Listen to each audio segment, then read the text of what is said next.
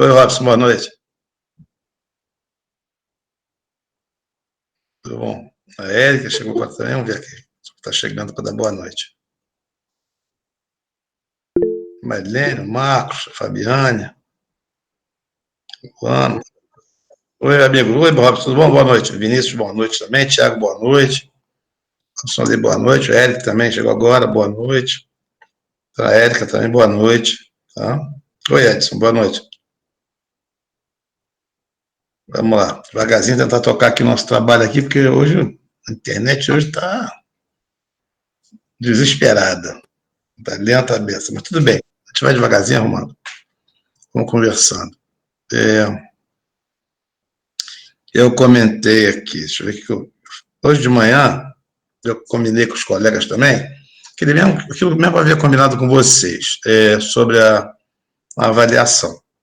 Que eu vou, sexta-feira, do mais tarde da sábado, deve ser sexta-feira, eu vou postar para vocês a avaliação, para vocês começarem já a dar uma olhada nela no final de semana, aí dá tempo, semana que vem, a gente conversar sobre ela, fazer com calma, tem outro final de semana, para vocês poderem se acertar aí por conta da sobrecarga que vocês vão ter nos próximos dias aí de matérias para resolver para fim de avaliação, né, de primeira avaliação. Muitas matérias, tem 6 disciplinas, eu acho, no semestre, talvez até mais, então deve ter muito trabalho aí pela frente. Então vamos dar andamento no nosso logo, porque aí a gente consegue dar uma boa adiantada para as outras matérias, tá bom? Muito bem. Vamos ver lá. Eu coloquei para vocês eu postei para vocês, que eu estava tratando hoje de manhã, na turma de responsabilidade civil, eu estava tratando uma questão de ordem profissional dos médicos. E aí, por coincidência, vi uma matéria interessante, num site interessante, que eu sou inscrito, e havia uma conversa entre duas pessoas que estão, no momento, adoentadas, né? Chegou agora, foi a Rafaela, ambos estão com Covid e tal, e conversando com 2 médicos, eles trabalham lá em Campos do Jordão, ambos os médicos. Um é paulista e o outro é carioca. Inclusive, esse carioca, esse médico, ele é até dublador. Ele é famoso aí. Ele parece que já dublou o Johnny Depp. Oi, Paulo, boa noite. Já fez dublagem do não sei se é aquele que foi o 007, não sei se é aquele ou outro, ele tem umas vozes, quando eu ouvir a voz desse, vocês vão associar a alguns atores americanos que são dublados por português. Tá? Ele é um médico também, todos ambos com 30 tantos anos formados, muito competente, faz uma consideração muito boa sobre ética médica, ética profissional, coisa assim, em linhas gerais. É um vídeo longo, tá? 1h40. Tem coisas que interessam para nós objetivamente, tecnicamente, outras são de cunho do dia a dia. Então, se vocês tiverem tempo, se interessarem para dar uma olhadinha, eu achei muito interessante, tá? Um bom papo, né, para te tratar sobre questões principalmente ligadas à medicina, que é o que está no momento extremamente questionável, né? Esse problema de tratamento, tá? Mas não tem nada, não tem politização, tá? Fiquem tranquilos. Isso é uma questão de ordem ética mesmo, né? Como os médicos se comportam, o que eles devem fazer, como é que eles devem agir, porque aquilo tudo ali tem muito a ver com responsabilidade civil. Chegou agora, foi a Joana. Boa noite, Joana. Então interessa, talvez, para vocês todos, dar uma pesquisada naquilo ali, dar uma olhadinha, que o assunto é bastante interessante, tá? Mas então, vamos lá. Então, vamos ficar no nosso papo da matéria. Eu já postei para vocês, né? Oi, Joana, boa noite. Não, você está tudo certo. Eu postei já o material para vocês, já tem tempo. Não? Oi, Marilene, boa noite. Foi passada, né? É verdade. Por um período que eu postei tudo agora no domingo. Não, tudo certinho, a gente está caminhando. Vamos ver o nosso papo de hoje, tá? Nós paramos da quinta-feira passada Nós paramos aqui, nós estávamos vendo a aula número 12, e aqui a síntese dela aqui, o resumo foi essa aqui, nós vimos a unidade 10 e a unidade 11. Eu estava comentando com os colegas nossos de manhã, que eu vou chegar até a avaliação, provavelmente com a unidade 12, praticamente a gente fecha abril com a unidade 13, acaba terminada também. E aí vão ficar faltando, se não me engano, mais 13 unidades, chegamos exatamente na metade. Só que, eu acho que expliquei para vocês que a gente, eu por experiência, eu descobri que o segundo, o Robson tinha, acho que tinha caído, o Robson e o Eduardo. Está aqui. O Robson chegou, o Eduardo também. Acho que o Robson caiu lá na internet. Bom. Boa noite, professor. Chegando aqui agora, tá? Tá, boa noite, boa noite. Tranquilo. Um abraço. Então, acontece. Eu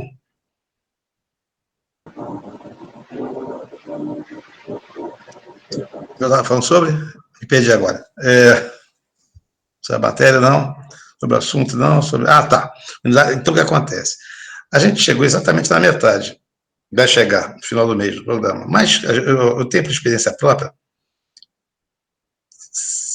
saber que normalmente a matéria tem que ser dada 60% dela, quase 70% para a primeira avaliação, porque um período da segunda avaliação da primeira para a segunda, oi Eduardo, boa noite, é curto.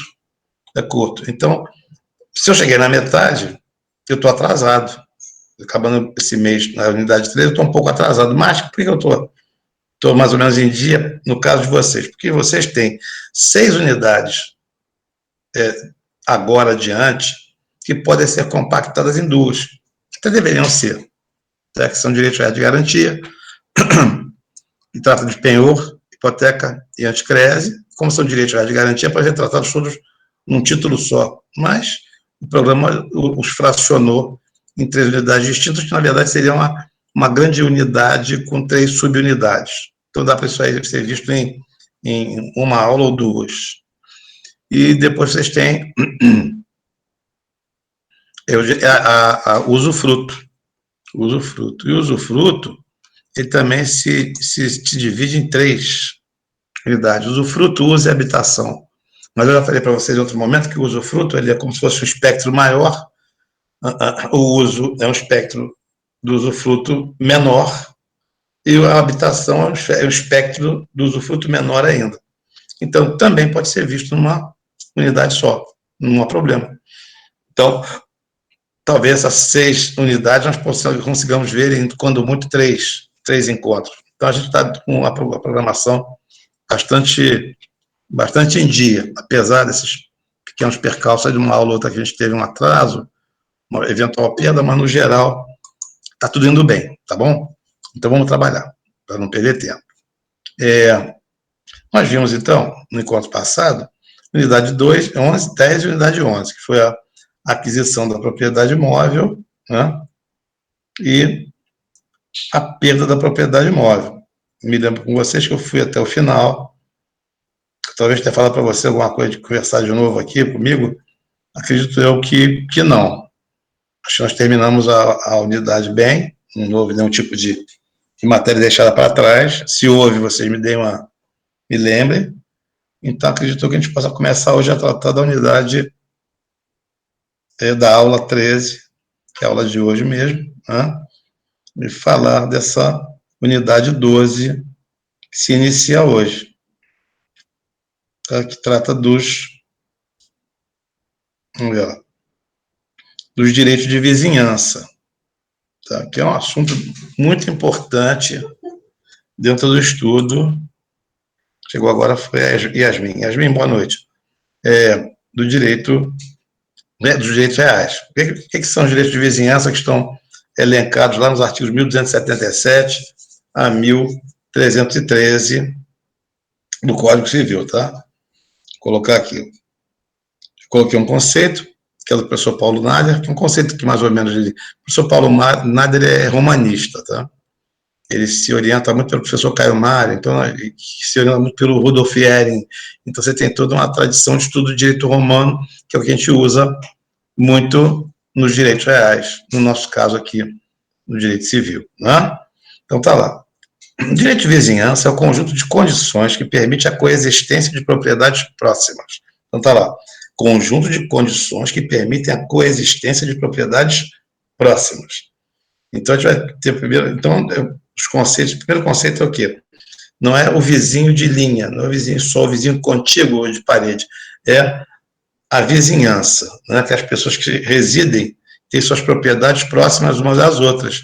Então, você tem um conjunto de condições, né? De regras, que tem por objetivo o quê? Permitir uma coexistência pacífica, harmoniosa entre aquelas pessoas. Isso é fundamental. Chegou agora, foi a Patrícia. Oi, Patrícia, boa noite. Então, vamos lá. Eu coloquei para vocês, eu coloquei aqui um brocado. Oi, boa noite, tudo bem, Patrícia? Coloquei para vocês um brocado em latim, né? Que é uma máxima do direito romano sobre as relações de vizinhança. Então, está lá, ó.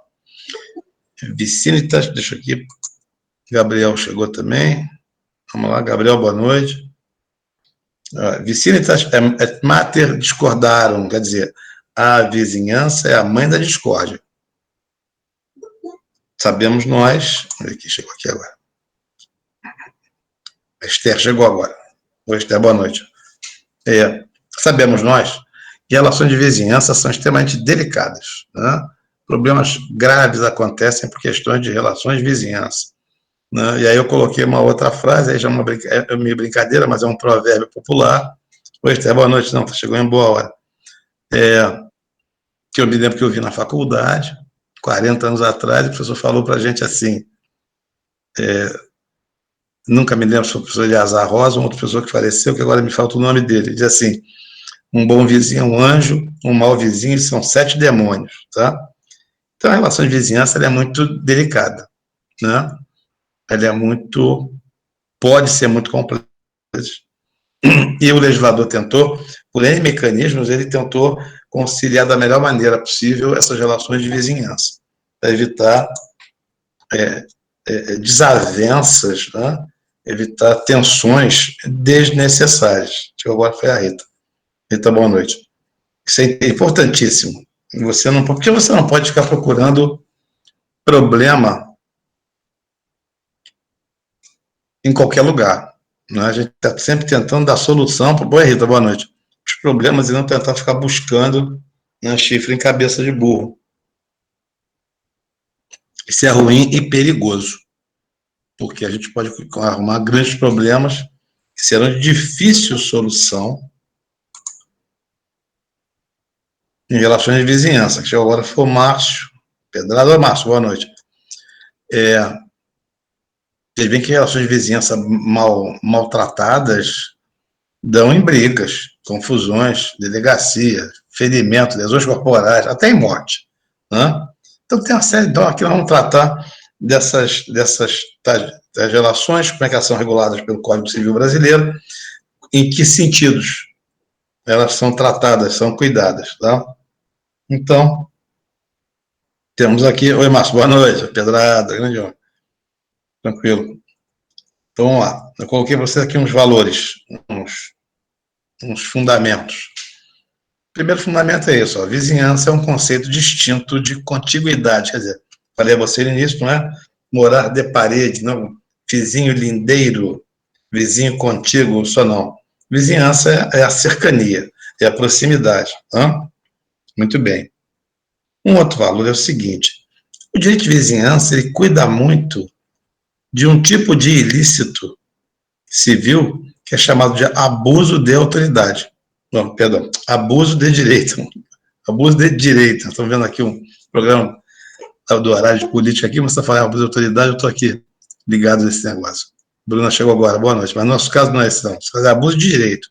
O que é o abuso de direito? Eu posso realizar certos comportamentos que a lei me protege, me faculta. Só que, quando eu utilizo de maneira excessiva, exagerada, eu acabo inferindo sobre o teu direito. Então, Eu tenho direito de plantar árvore no quintal da casa que eu moro? Tenho. Eu tenho direito de plantar árvore no quintal que dão que dão folhas e frutos e talvez sementes, alguma coisa assim, que o vento leve e enche a tua casa de sementes e de folhas que acabem até por causar entupimentos nas galerias de águas pluviais da tua casa, até do teu próprio saneamento, coisa assim. Não, tem limite. Aquela árvore não pode ser tão frondosa assim que ela acabe causando para você animais. Então, nós temos várias situações que você percebe, geralmente a relação de vizinhança, quando ela tem problema, complicação, ela tem essas complicações por conta de que o vizinho não sabe o limite do direito dele. E quando ele não sabe o limite do direito dele, ele vai de encontro ao limite do direito do outro. E ele transgride aquele limite, ele ultrapassa aquele limite. Isso a gente vai entender nesses 2 encontros, hoje e quinta-feira. Tá? Então, eu coloquei lá, tem a origem do direito romano, os romanos já cuidavam disso, essas questões de vizinhança. E atualmente ele é orientado pela teoria da função social da propriedade. Claro, porque a propriedade tem a função de equilibrar os sócios, ela tem que a função social ela ter a melhor destinação possível para a geração da harmonia do grupo social. Isso é fundamental. Ela tem que se prestar para isso, fundamentalmente. Tá? E depois eu falei que o fundamento dela é aquele tripé que a gente já tem visto anteriormente. Ó. Segurança, sossego e saúde. Os 3 S's, né? Segurança, sossego e saúde. O que quer dizer segurança? Bom, segurança eu não posso ter um vizinho que fabrica bomba de São João dentro de casa, manuseia pólvora e coisa assim, sem muito cuidado, espoletas, podendo causar uma explosão e causar males a mim, tanto males materiais quanto males físicos. Eu não posso ter um vizinho que ouve músicas, né, em volumes altíssimos, seus equipamentos de som, né, que não tem horário para aquilo, não tem disciplina para aquilo, não se preocupa com o que acontece comigo, com a minha família, com os vizinhos como um todo. Né? Saúde é aquela questão da pessoa que cria animais, por exemplo, e aí, tudo bem, tem um cachorro, um gato bem cuidado, 2 cachorros, 2, tudo bem, mas se você tem 30 cachorros, 30 gatos, e não prover os cuidados necessários de asseio, né? Que tem que ter com eles por questão de quê? De saúde pública, porque eles podem causar o artigo 1277 do Código Civil que fala esse tripé. Sossego e saúde. Saúde, sossego e segurança, tudo bem, você tem que lembrar dos 3. Eu primeiro queria ter sempre minha saúde preservada, uma vizinha assim. Pronto, legal. Eu quero ter preservada a minha saúde e depois quero ter o meu sossego. Né?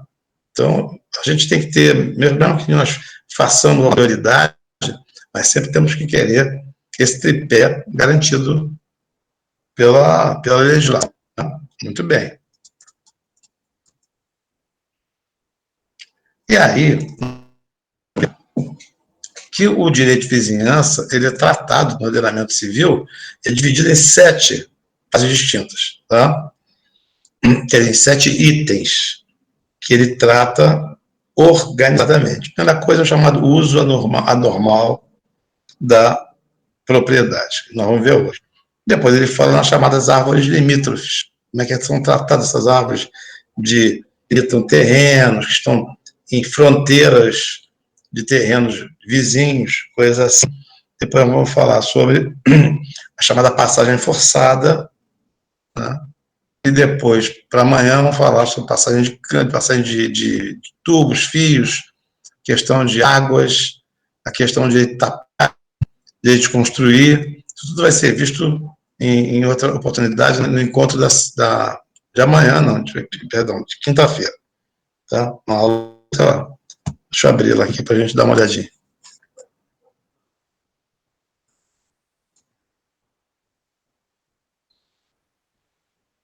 Vamos lá.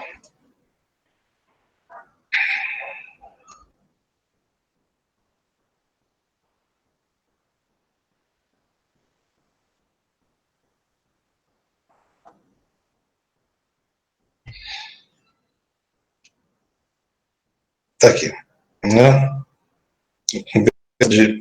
De quinta-feira vai ser essa aqui. Continuaremos nessa unidade 13. Né? Iremos ver aí os direitos de passagem de cabos, doações de águas, o direito de construir, né? E o limite entre prédios e direito de tapagem. Então, são todos cuidados com a parte dos direitos reais para poder tentar preservar da melhor forma possível as relações de vizinhança. Tá? Então vamos ver lá, por essa ordem. Está comentando, até de manhã a colega achou na internet, depois eu localizei. Quando você fala em sossego, eu me lembro que alguns anos atrás, deve ter uns 12, 13 anos atrás, houve uma ação judicial na comarca de Paracambi, que tinha por objeto silenciar, deu jornal, tá? Silenciar um galo. Era um galo que cantava, acho que 2 da madrugada, incomodava o vizinho, e o vizinho, sei lá quem foi, ingressou com uma ação. E naquele momento a juíza houve um despacho muito interessante, que a juíza, porque eu falei sobre suspeição e impedimento, e expliquei de manhã que o impedimento é um critério objetivo e a suspeição é algo conceitualmente subjetivo, né, dos juízes, impedidos ou suspeitos. Essa ação, naturalmente, como é uma vara única, né, é um juiz só, comarcas menores, já é um juiz só que julga todas as matérias, foi para as mãos dessa juíza, e aí ela se declarou impedida, que ela já havia, inclusive, pernoitado na casa próximo da casa onde vivia esse galo, e ela disse que ela mesma já ficou muito incomodada com o galo também, e o galo já teria virado até uma canja e coisa assim, aí ela se disse impedida porque ela era parcial, seria parcial, para resolver essa questão do galo. E no final aquilo, não sei que fim foi feito, depois como é que andou aquela ação, mas aí ela se deu por impedida e entregou, deixa eu um momentinho aqui, e entregou o galo lá para o juiz estabelado. Deixa eu aqui atender a porta.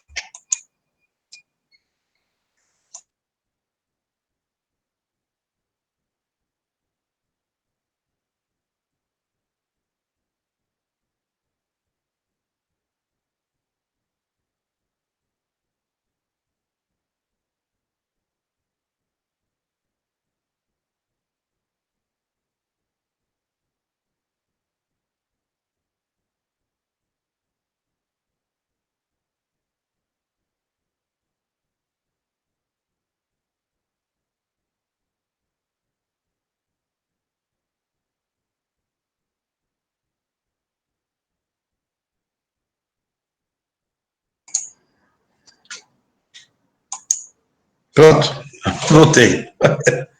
Não, estava atendendo aqui a porta. Tá? Vamos lá. Então, a gente vai ter dar uma pesquisada sobre o galo cantador aí, vai ser muito interessante, que é bom que vocês, inclusive, vocês entendem melhor como funciona o impedimento.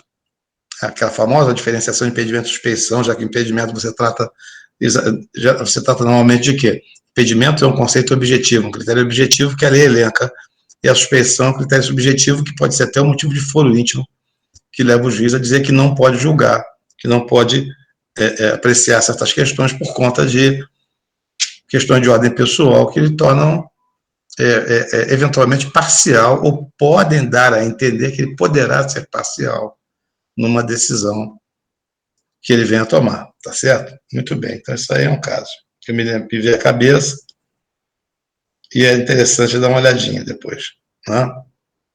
E aí na internet isso é galo cantador mesmo, não é galo cantador, todo galo cantador, tem um galo cantador e galo cantador de Paracambi, foi a história. Vamos ver lá então, depois, ó. Direito de vizinhança no ordenamento civil, primeiro uso anormal da propriedade. Artigos 1277 ao artigo 1281. Então, a noção geral, eu coloquei um conceito, uma parte de um conceito do Rudolf von Ehring, e Ehring já que é uma questão ligada ao direito romano, tá? E, claro, nós recebemos de presente esses conceitos para o nosso direito pátrio, né, nacional. Então, tá lá. Toda influência corpórea ou incorpórea capaz de causar dano ou incômodo ao proprietário vizinho. Né? Então, toda influência corpórea ou incorpórea. Então, pode ser uma ação física, pode ser uma ação intelectual. Não? Corpórea pode ser a árvore, né, mal construída, a obra, a água que é vertida indevidamente contra o vizinho, né, tendo o vizinho. E o incorpóreo pode ser isso aí, o cantar, o som, não, alguma coisa da natureza. Os odores, coisa assim. Então, capaz de causar dano ou incômodo ao proprietário vizinho. Muito bem. Palavras do Rudolf von Ehring.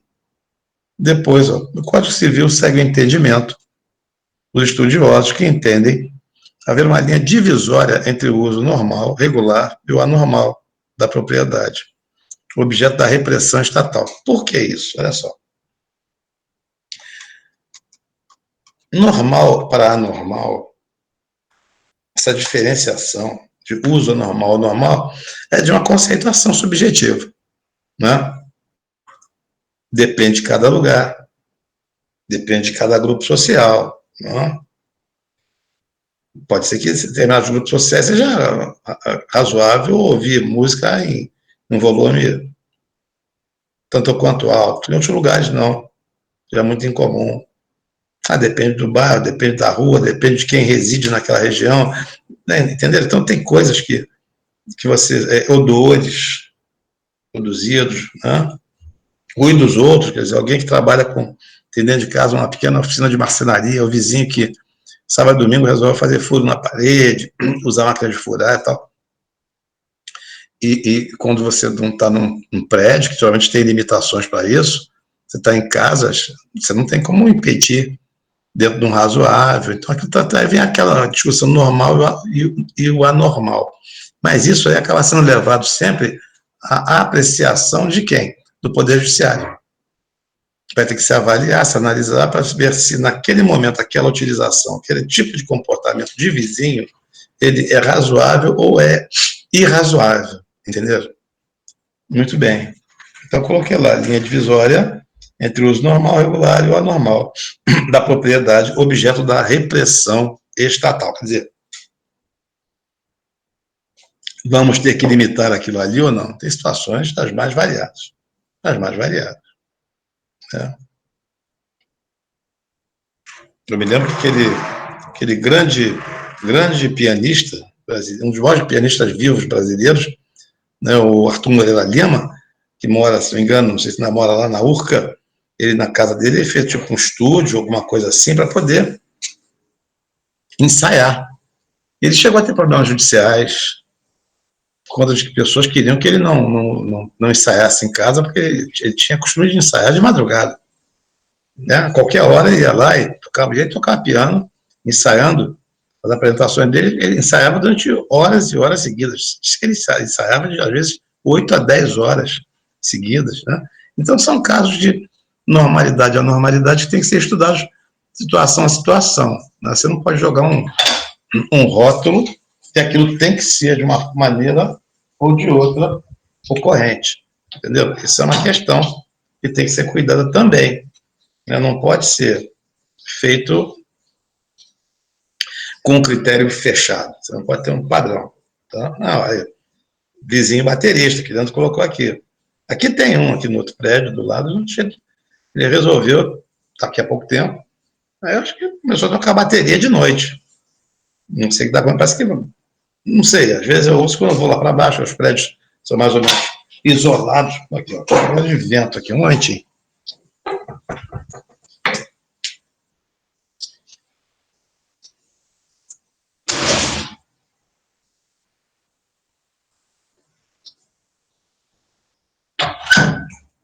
Tá abrindo a porta aqui.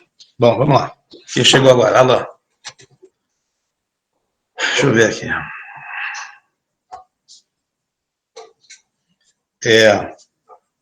Então, acontece. E bateria né? Se tocar uma harpa é uma coisa, tocar uma flauta doce, tocar bem. Né?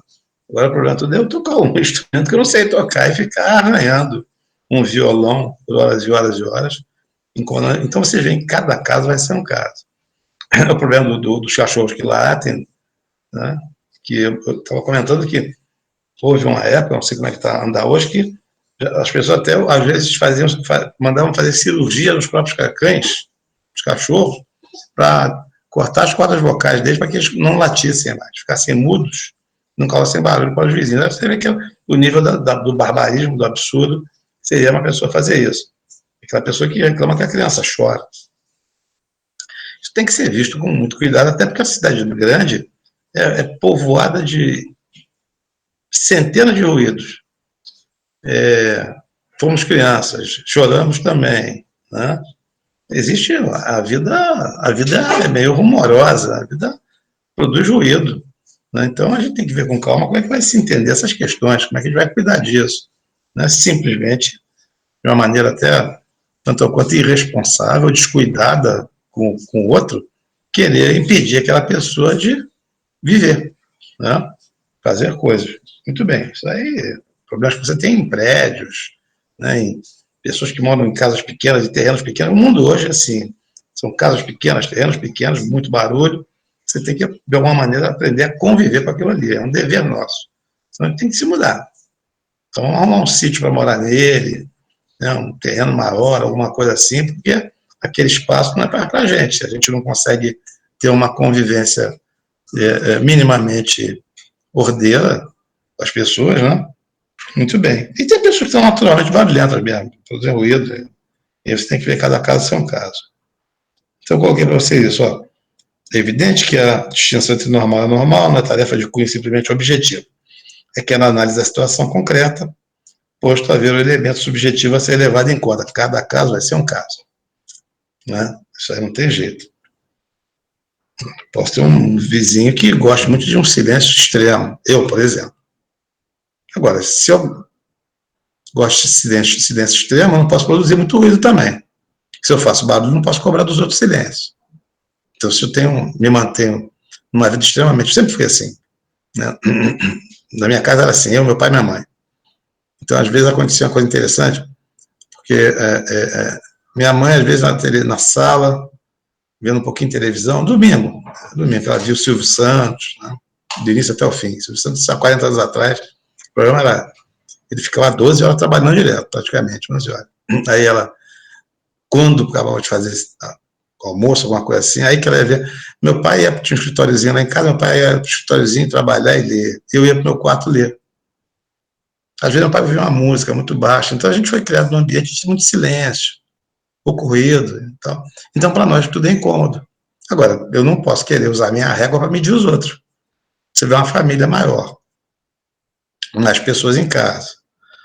As pessoas conversam umas com as outras, falam mais um pouco, falam mais alto um pouco, coisa assim. Então a gente tem todo um desenho, um estudo de desenho para perceber que a gente, quando começar a querer que as coisas andem muito certinhas, é sinal que nós não estamos lá muito certinhos, não, nós começamos a não ficar muito certos da cabeça para exigir coisas excessivas, desnecessárias, tá? Até não exigíveis, inclusive. Tá? Então acontece. O professor Caio Mário da Silva Pereira, né? Alguém que eu tenho em altíssima conta como civilista, ele tem uma coleção de direito civil, e no quarto volume dessa coleção, que é Instituições de Direito Civil, ele propõe uma fórmula para que nós possamos avaliar e apresentar judicialmente, eventualmente, essa fórmula para demonstrar que está acontecendo um uso anormal da propriedade em relação à vizinhança. Então, o que ele coloca para nós? Coloquei para vocês. Ó, vamos lá avaliar a situação. Vizinho que faz barulho. Primeiro, aferição do dano causado. É a extensão, o dano causado é a extensão do incômodo, quer dizer, ele decorre do incômodo. Esse incômodo existe. E se esse incômodo existe, ele está fora do tolerável, porque a aferição não é a extensão do incômodo, vamos aferir o dano pela extensão do incômodo. É muito alto, é muito grande, porque o baterista não para. E vamos discutir, o Leandro estava falando sobre o baterista, bateria não pode ser tocada, não pode ser utilizada num cômodo sem um isolamento teto, acústico, uma coisa assim, porque aquilo ali é muito ruidoso. Até porque é um instrumento de acompanhamento, é um instrumento sem toque solo. Então tem que ter mais gente, então vai ter que ter um quê? Vai ter que ter uma banda para poder estar junto da bateria. Vai fazer o que essa banda? Vai ensaiar numa sala, num quarto de um apartamento, do lado de dezenas de apartamentos? Opa, ficou demais. Ah, não, é num sítio, sujeito no final de semana, e depois do almoço ele vai e fica batendo. Bom, é tudo bem. O ruído é baixo, se dissipa, né, pelo. Então, nós temos que fazer uma mensuração. Né? Então, aquilo ali é razoável que se aceite ou não. 5h30, tudo bem. Para o Galo cantar 2 horas, ele cantar às 3 horas, cantar às 4 horas. Para uma cidade muito silenciosa, né? Que eu falo brincando, tem cidadezinha interior que você, quando dá 8 horas da noite, você pode pegar e se deitar no chão da rua principal da cidade e dormir até às 6 da manhã do outro dia, que você não vai ser atropelado, porque não passa nada ali. Pô, então, o silêncio ali é um silêncio próximo ao silêncio que você percebe no Campo Santo, né? No cemitério. Né? Então, cada caso vai ser um caso. Agora é cidade grande que não para. Né? A pessoa que mora de frente para uma rua movimentada, que tem movimento 24 horas por dia, então ela não pode reclamar do ruído, porque o ruído está ali. Existe, vai acontecer. Né? Tem uma série de variáveis. Aí, depois, bom, tá bom, primeiro eu vi lá. Eu estou sofrendo um dano, que é justamente aquele incômodo que eu estou sofrendo. Né? Um odor muito forte, de gases, gases de petróleo, de alguma coisa assim, muito bem, passo para outra. Depois, invocação de uso e costumes locais. Naquele local, aquilo é normal de acontecer ou não? Uso e costumes.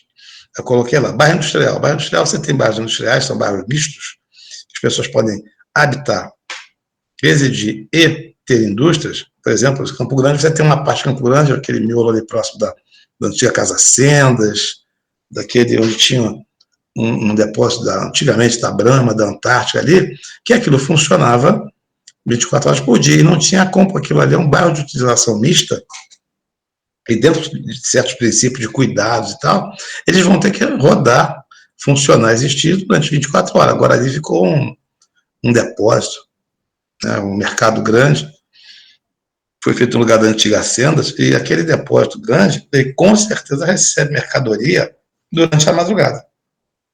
Os caminhões chegam, os caminhões saem, eles manobram, e o ruído acontece. E ali na rua do lado você tem residências antigas, tradicionais até, ali no bairro, mas eles têm que suportar, porque ela já existe. Aquilo está ali.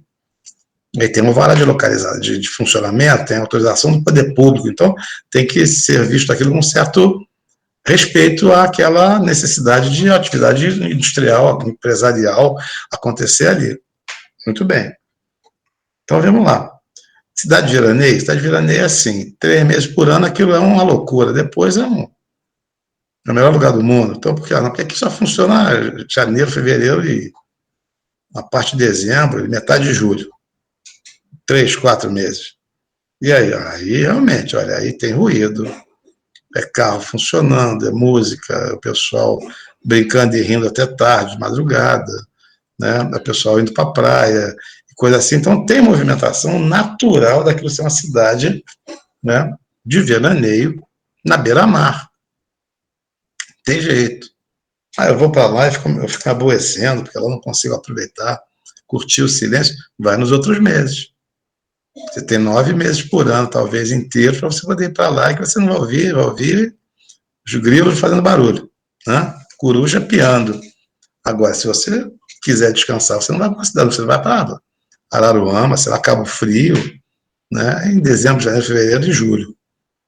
Você não vai ficar bem lá e vai te incomodar e você não vai ter como muito reclamar, porque aquilo ali faz parte do desenho daquela cidade, aquele tipo de vida mais agitada naqueles meses, até porque a vida econômica daquela região depende daquilo ali, né? É outro caso.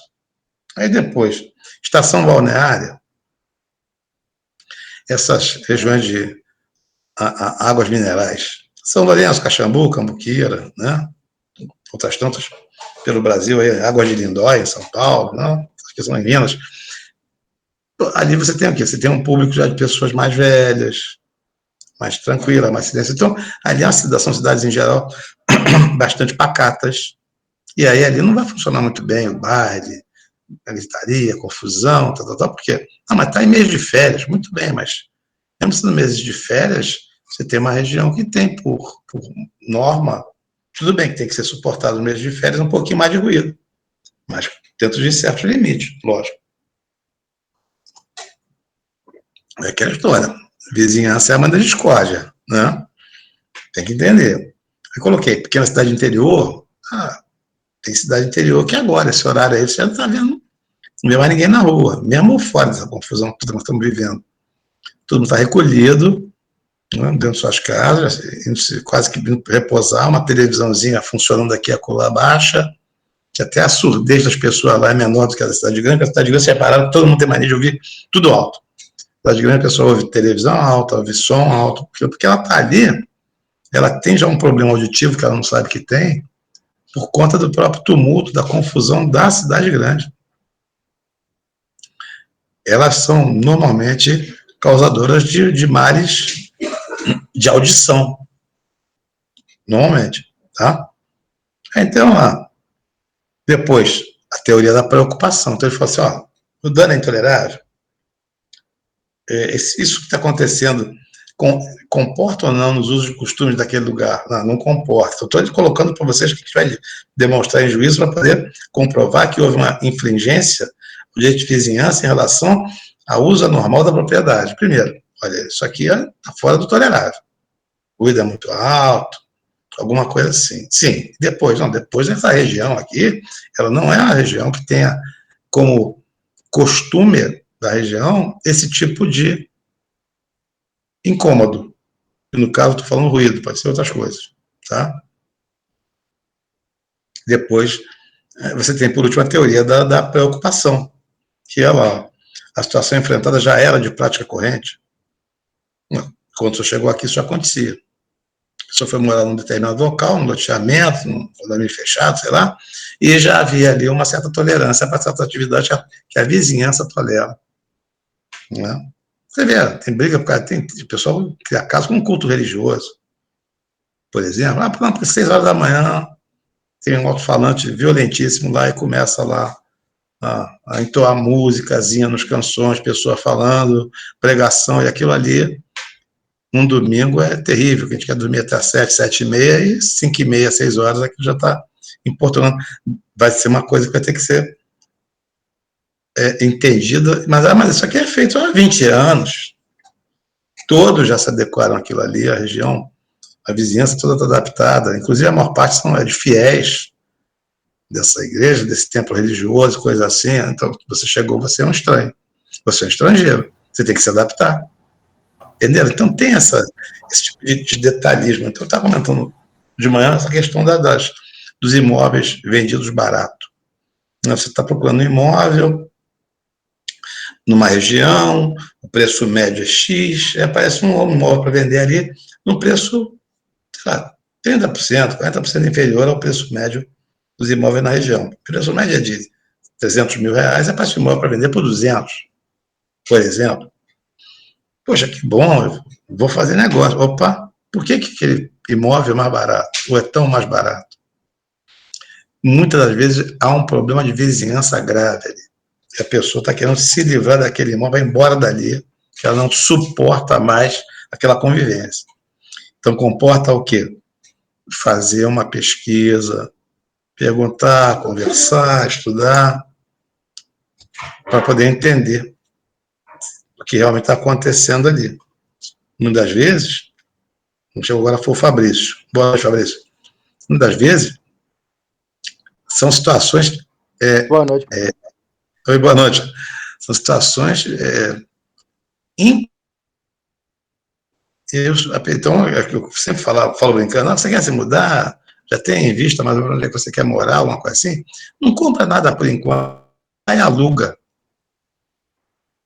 Passa um período naquela região para ver se você gosta da vizinhança, porque o gosto, tá? Eu falo, é se adaptar, entendeu? Porque o meu gosto não é igual ao teu gosto, e vice-versa. Nenhum de nós aqui todos somos 33 já, que bom, estou animado, vocês estão bastante presentes. Nenhum de nós tem um gosto absolutamente idêntico, né? Então temos diferenças, variações, então às vezes pode ser que a gente goste, pode ser que não goste, goste, por aí vai, entendeu? Então é outra avaliação. Então coloquei lá, ó, teoria da preocupação, a situação enfrentada já era de prática corrente, uma certa tolerância, porque já existia, já se fazia, era normal, não havia reclamação, alguém de fora, e ali, o alienígena que chegou naquele momento ali, é o único criado de casa, que vai reclamar com tudo, a criança não pode deixar a bola cair dentro do terreno dele, que ele vai furar a bola, né, a pipa passar por lá e engastar nos galhos da árvore da casa dele, ele vai rasgar a pipa e coisa assim. Né? E convivência? Como é que funciona? Né? A gente tem que ser. Nós somos entes sociais, né? Nós temos que ter. Até porque nosso caso é diferente, nós somos pessoas de mais acesso à educação, e não é só questão de educação formal, não. O grupo aqui, porque eu tive, já foram falecidos, parentes meus, tios meus, que eram absolutamente, praticamente analfabetos, e tinham uma educação top, muitas vezes melhor do que até a minha própria educação. Então, não é questão só de leitura, não. Educação não se aprende com um livro, não. É porque foi na escola todo dia da semana que, no final das contas, vai ser educado. Ajuda muito, claro. A boa professora, a orientação, o cuidado, tal, a criança vai sendo mais ou menos que polida ali, vai sendo tratada, vai sendo moldada no bom sentido para ser uma pessoa integrada ao grupo que ela vive. Mas a gente sabe que isso aí independe da educação formal. Então é necessário sempre que a pessoa tenha esse tipo de cuidado, de tentar ser o mais polido, o mais cuidadoso, o mais respeitoso com seus vizinhos, para poder, se for o caso, num dado momento adiante, cobrar dos outros também aquele tipo de respeito, né? De cuidado. Eu estava, semana agora, está passando para sexta-feira santa, eu estava me lembrando, eu estava ouvindo, tinha churrasco de um lado, música do outro, e música alta, e umas letras meio estranhas. Tudo bem, aí o que acontece? No meu tempo de moleque, de sexta-feira santa, você não podia nem se ligar na rádio nem televisão.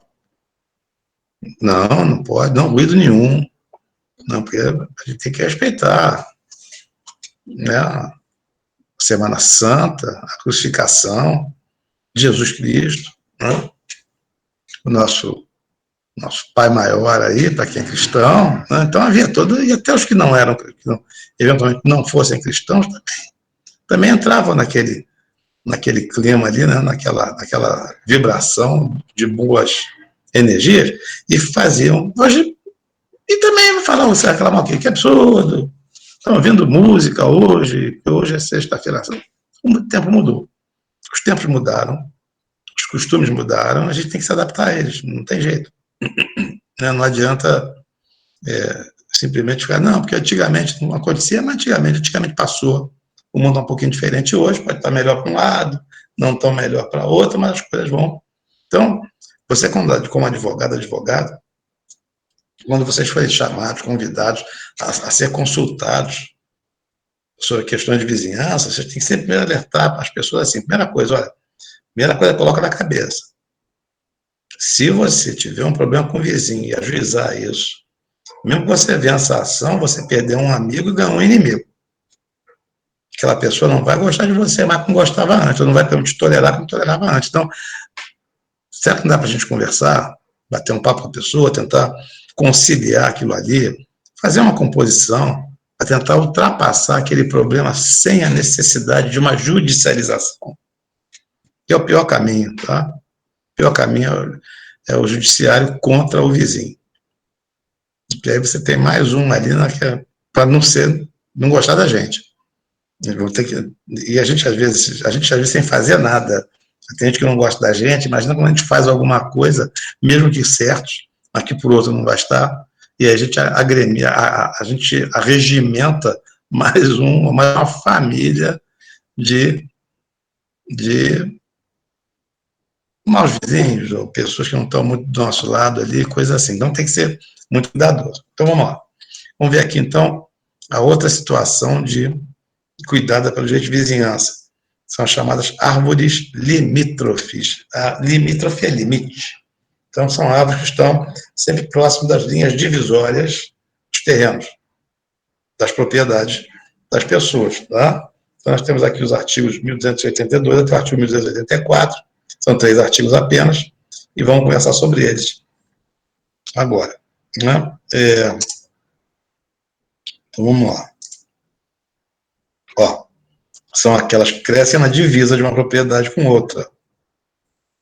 E aí você tem 3 situações dessas árvores, tá? Se essa árvore estiver plantada exatamente na divisa da minha propriedade, tua propriedade, nós seremos naturalmente tornados condôminos, já que elas estão feitas para marcar, para balizar nossas divisas. E se nós somos condôminos, ela tanto é sua quanto é minha, haverá regras. Uma eventual poda, até para um abate, uma derrubada. Então vamos ler aqui. Ó, são aquelas que crescem na divisa de uma propriedade com outra, provocam 3 situações com soluções legais. A primeira aqui, ó. Presunção do condomínio daquela cujo tronco está na linha divisória das propriedades. Às vezes você vê, você está viajando aí pelo interior do estado, nosso estado, de outro estado, você vê às vezes, até às vezes em alguns morrotes, árvores colocadas todas enfileiradas, né? Uma fila indiana, um atrás do outro direitinho, e você percebe que aquilo ali é um marco divisório de propriedade. Em geral são chácaras, sítios, eventualmente até fazendas, né? Áreas maiores. Então tá lá. Presunção de condomínio daquela cujo tronco está na linha divisória das propriedades. É uma presunção iuristando, quer dizer, uma presunção relativa de condomínio. Pode dizer, não, quem plantou não foi você, fui eu. Né? Pode ser discutido se realmente elas estão em condomínio ou não estão em condomínio. Ou elas são de alguém, independentemente do outro. Isso é passível de ser discutido. Não há uma verdade absoluta. Tá, aqui é dos dois. Não. Só quando tivesse como solucionar. Aí continua lá. Os frutos são de ambos. É exatamente ali uma mangueira. 50 mangas são colhidas, 25 para cada um. É condomínio, né? São condôminos. Muito bem. A madeira no abate também, idem. Então, não, vamos ter que derrubar essa árvore, não está bem, cresceu demais, está preso de raiz, está com uma doença, alguma coisa assim. Muito bem. Abatemos, pagamos o abate, eu e você dividimos, nós mesmos abatemos com nossas próprias mãos, nossos próprios machados e tal, e essa linha que resultar, essa madeira que resultar, metade é tua, metade é minha. Perfeito. Idem, mas carece de acordo entre os vizinhos. Então o que acontece?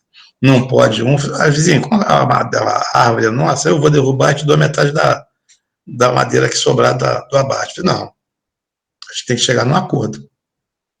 Vamos abater? Devemos abater? Por que vamos abater? Entendeu? Então isso pode também ser judicializado. É outra coisa também. Aparar os ramos, sim. Aparar os ramos você pode, não. Vizinho, olha só, estou aparando aqui os ramos do meu lado e do teu lado, é condomínio, então se é um condomínio que a gente não sabe exatamente quem é quem, então aparar os ramos é bom para todos, é bom para a árvore como um todo, então uma poda, né? Um desenho, uma coisa assim mais estética, mais bonita, mais agradável, para poder criar uma sombra mais frondosa, para a gente poder ficar debaixo dela aqueles dias de verão, os dias de primavera, coisa assim, né? Daí vai, fazer piquenique. E tem um segundo caso. O segundo caso é esse, olha. A árvore frutífera, quando não é comum, então não está na linha divisória, dá ao proprietário seus frutos. Mas nos galhos que ultrapassam a linha que divide as propriedades, seus frutos, enquanto pendentes, são de seu proprietário. Mas se vierem a cair naturalmente no terreno vizinho, serão proprietário do terreno vizinho. O que quer dizer isso? Olha lá. Você e eu, propriedade. Daqui sua, daqui minha. A árvore foi, é sua, está no teu terreno. Mas aí ela cresce e os galhos dela vêm para o lado do meu terreno. Enquanto esses frutos estão pendentes, eles são teus. Estão presos na árvore de tua propriedade. Mas, se por efeito da natureza, não pode ninguém balançar, né, chegar lá, bater na árvore, não. Os frutos têm que cair naturalmente. Na hora que eles caem dentro do meu terreno, os que caem no meu terreno são meus. Os que vão ser seus vão ser os frutos que caírem no seu terreno. Né? Isso inclusive, é diferente do direito romano. O direito romano não dizia isso, não. O direito romano dizia que se o fruto cai da árvore de alguém, mesmo caindo no terreno do vizinho, o fruto é da pessoa, proprietária da árvore. Isso era tratado de direito. Não é porque caiu. Não, o cair é natural. O vizinho permitiu que os galhos ultrapassassem o terreno dele, e se cai lá, tem que devolver. Mas para a questão de boa vizinhança, que o direito português adota, o direito moderno adota, não, vamos combinar assim, cair para dentro da casa tendo o vizinho, é dele, até porque ele pode aparar os galhos, ele pode chegar lá e fazer a poda, começar a incomodar ele. Isso acontece no dia a dia, vocês sabem disso. Né? Então vamos ver aqui, depois, ó. Terceira situação. Aqui, os galhos das árvores que transpõem a divisa e causam incômodo ao vizinho podem ser cortados no plano vertical da divisa pelo vizinho e sofrem incômodo, mesmo se dá quanto às raízes. Então, o que acontece? Mesma coisa, ó. A árvore é tua, deu no teu terreno. Ficou grande, os galhos ultrapassaram a linha divisória do seu terreno com o meu terreno. E aquilo consegue causar incômodo, cai em folhas, suja o meu quintal, coisa assim, eu posso fazer isso aqui, ó. Fazer a poda exatamente o que? Vertical no limite dos nossos terrenos. Que a lei diz. Você vê? Nada, mas quanta coisa para resolver problema de galho, né? Olha, vocês não sabem o quanto o galho dá esses problemas. Né? Eles dão muitos galhos, na verdade. Então, pode podar. Então, tá lá. Ó. Aqui os galhos das árvores transpõem a divisa e causam incômodo ao vizinho. Eles podem ser cortados no plano vertical. Muito bem. Da divisa, de quem sofre o incômodo, lógico. E o mesmo se dá contra as raízes. Por quê? Porque você pode ter o quê? As raízes penetrando por baixo da terra e, consequentemente, somente aqui.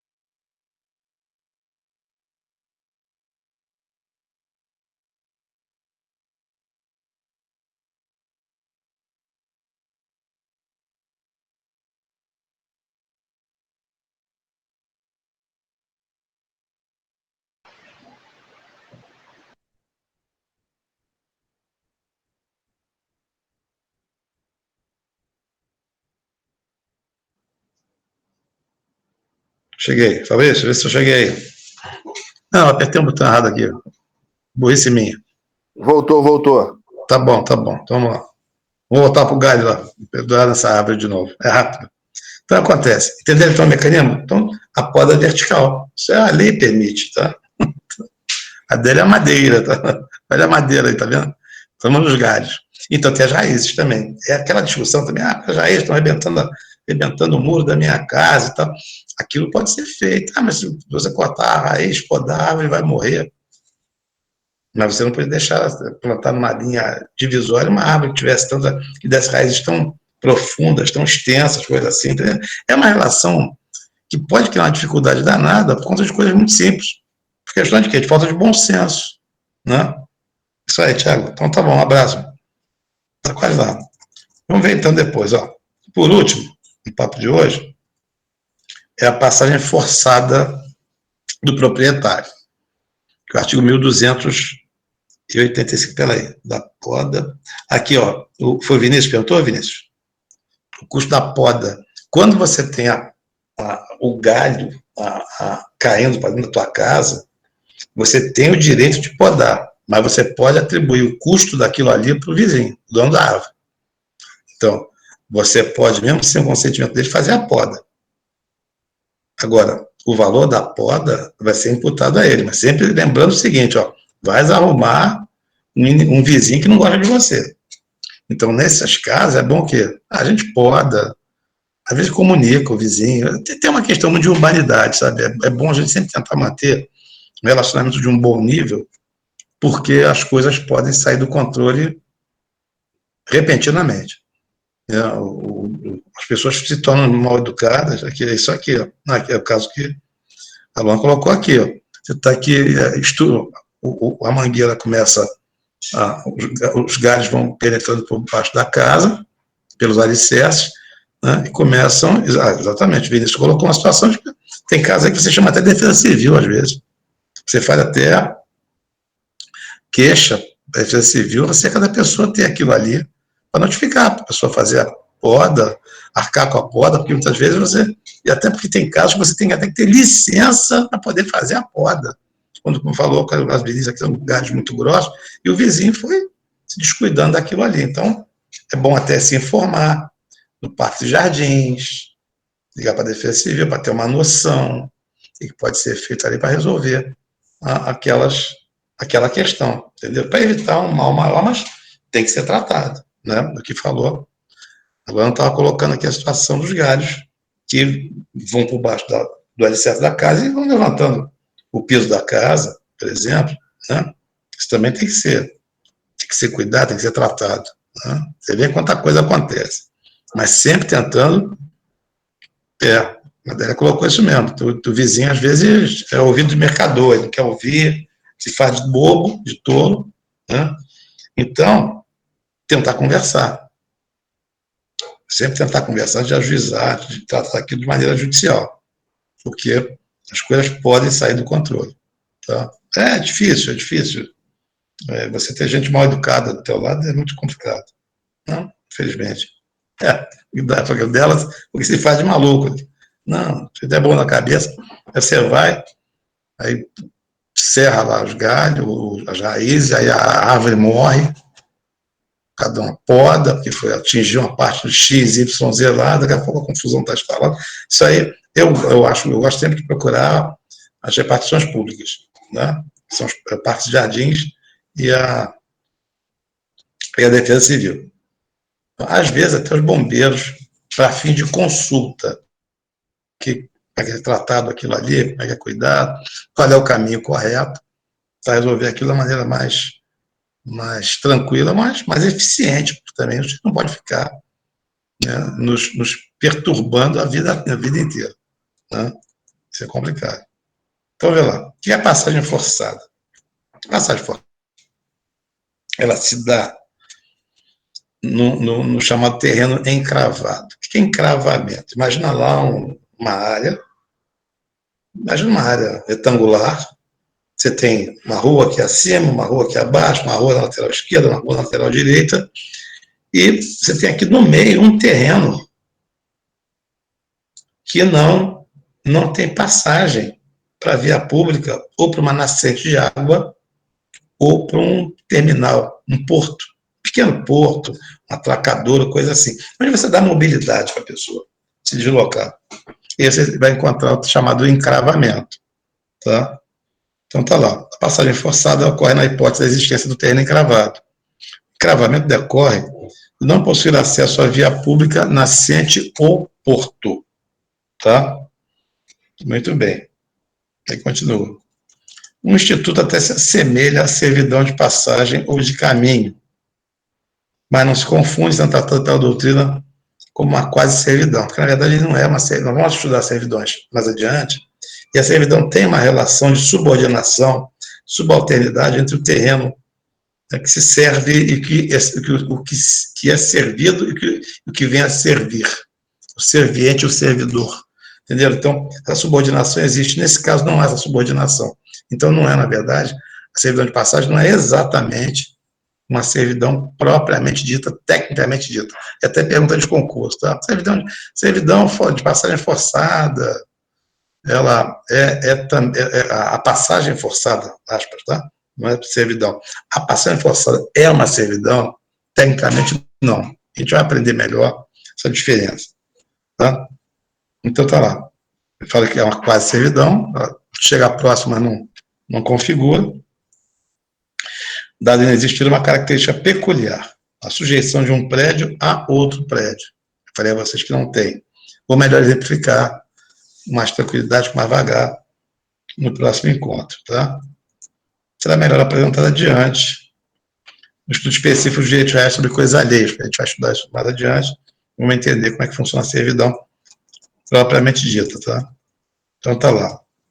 Ela se fundamenta modernamente no princípio da solidariedade social. O que é isso? É o dever que nós temos de nos amparar uns aos outros, nos cuidar uns aos outros, proteger uns aos outros, é uma coisa do ser humano, dos sócios, de quem integra uma cidade, quem integra uma comunidade, quem integra um grupo. Né? Tem o dever de não causar transtorno para o outro, não importunar o outro, cuidar melhor do outro, observar, né? Proteger, é um dever de todos. Então tá lá. Mas sua criação se deu no direito humano, com base na religião. O que quer dizer isso aqui? Olha só que interessante. As pessoas eram sepultadas, né, que se chama de Campo Santo. E muitas vezes as pessoas eram sepultadas em certas, claro, áreas livres, porque naquele tempo nada era de ninguém. Algumas propriedades algumas áreas tinham proprietários, tinham donos, outras, a maior parte não. Mas a propriedade ia se desenrolando. Então chegava num ponto que, eventualmente, aquele cemitério, né, onde a pessoa sepultou os familiares dele, que eram jazigos, na verdade, de famílias. E as propriedades iam circundando aquela área, de tal sorte a pessoa, para poder chegar até aquele local de sepultamento dos seus entes queridos, dos seus antepassados, ela ficava sem acesso por áreas sem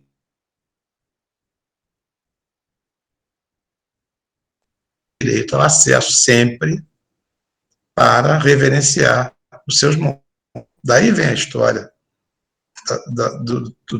da passagem forçada pelo encravamento. Então, de lá.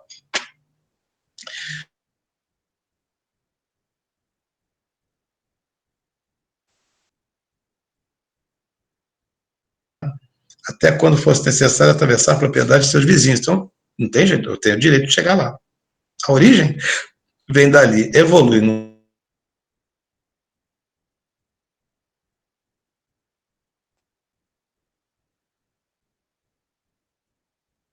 até, eventualmente, tá bom, vamos ver se eu retorno. Né? Acredito eu. Então, no caso, eu falei já a vocês, ao invés do acesso ao sepulcro tão somente, as sepulturas, você também tem acesso hoje a quê? Via pública, a nascentes, a pessoa poder coletar água potável para sua sobrevivência, ou portos, atracadores, a pessoa se deslocaria de um lugar para o outro, um lago, um riacho, um rio, coisa assim. Muito bem. Então, de lá.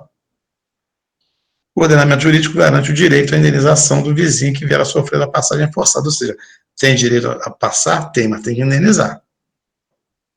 Isso é consensual ou é judicialmente realizado. O juiz fixa, olha, aqui tem que pagar um valor X, indenizar um valor X. Então as partes avançam. Vizinho, olha, quanto você quer para poder ir voltar por aqui? Porque é o único, eu não tenho como chegar à via pública sem passar pelo teu terreno.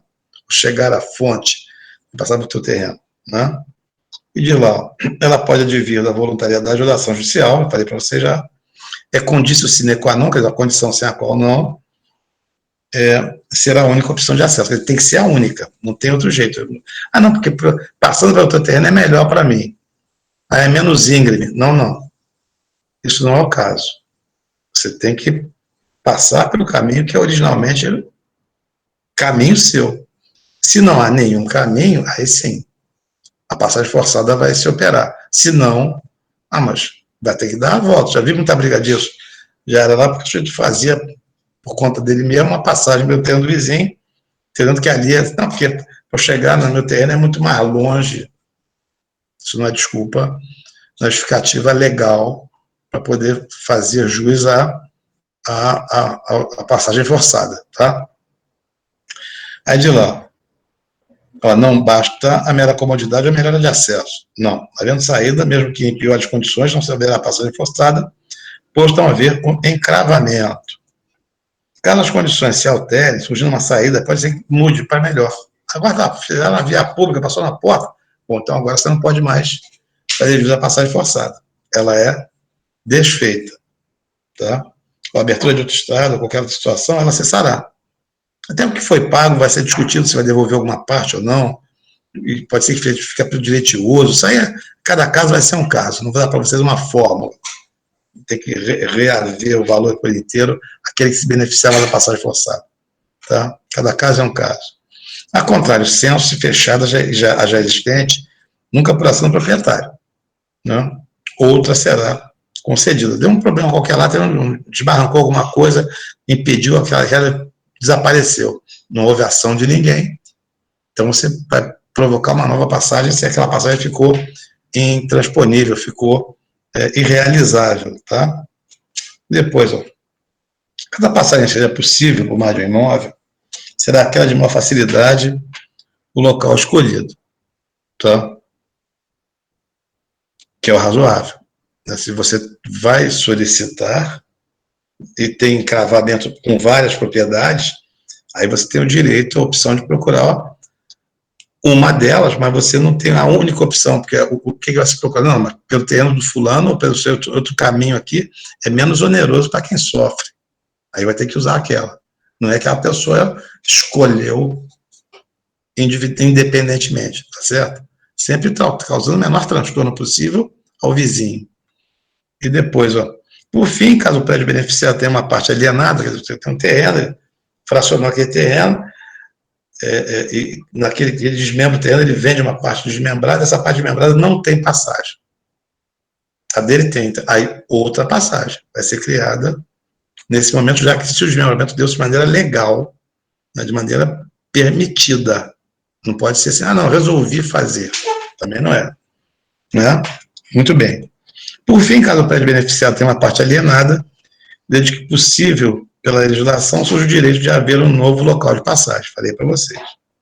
Cabe sempre lembrar, isso aí a gente vai conversar melhor na quinta-feira que vem, que os autores qualificam esse instituto como uma espécie de desapropriação por utilidade pública indireta. O professor Teixeira de Freitas vai conversar sobre ele com você, falar um pouco sobre ele, já falei em outra oportunidade, uns 2 anos atrás, a gente vai conversar novamente, você aqui.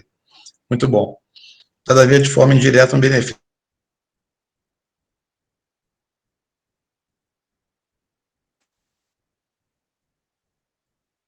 da pessoa aceitar aquela passagem forçada. E ela tem uma função de beneficiar aquela pessoa, mas indiria aquele grupo social como um todo. Você entendeu? Muito bem. Hoje foi meio tumultuado aqui, vocês desculpem eventuais idas e vindas do nosso papo, mas quinta-feira a gente continua com mais tranquilidade, que vai ser um horário mais tarde e tal, dá para organizar melhor aqui a conversa. Qualquer dúvida, é uma coisa, guarda para perguntar a semana que vem, na quinta-feira, e a gente conversa, então por e-mail, a gente vai batendo papo, tá? Boa semana para vocês aí, um abraço. Obrigado por estarem presentes aí, que hoje foi uma time recorde. Chegamos a 33. Oi, Mara, boa noite, um abração para você. Oi, querido, boa noite. Esther também, boa noite. Yasmin, boa noite. Também foi com o De Paulo, boa noite. Tá? Ariane também, boa noite. Eduardo. Oi, um abração. Oi, Leandro. Tá até aqui também, um abraço. Rita também, boa noite. Leandro, falou comigo já. Pedrada, boa noite, um abração. Filho. Beatriz, Alain, Eric, tá? Boa noite. Fiquem com Deus. Madeleine, tá? Eu vou devagarzinho aqui, saindo. Abração. Tchau, tchau.